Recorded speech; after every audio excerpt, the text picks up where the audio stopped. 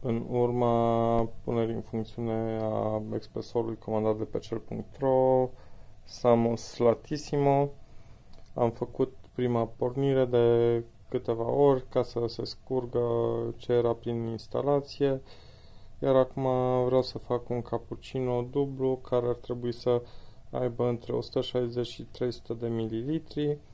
Pregătirea aparatului este făcută, apă este, l-am pus pe nivelul de spumă cel mai mare,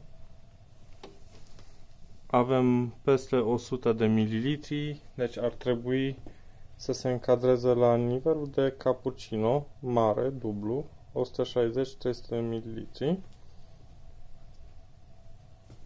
Acum voi monta partea de cafea.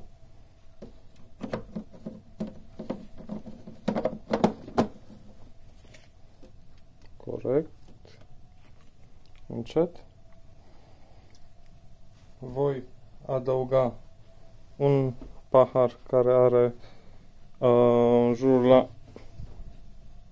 200 de mililitri sau 160, nu știu.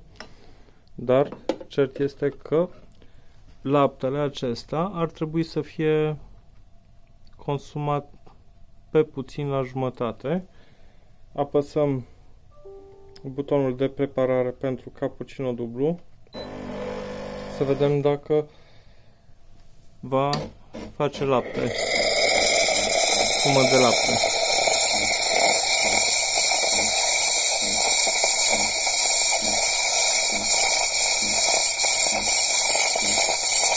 După cum se vede, nu își trage laptele momentan.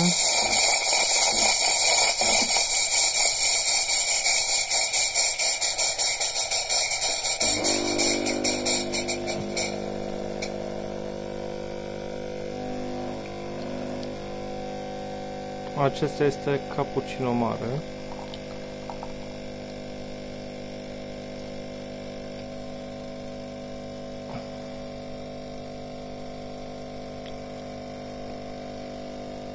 Constat că produsul este defect din fabrică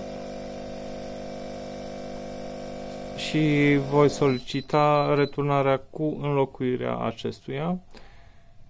Deci laptele nu s-a consumat deloc.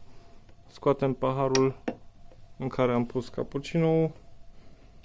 Aceasta este spuma de lapte și cappuccino. Deci nu funcționează.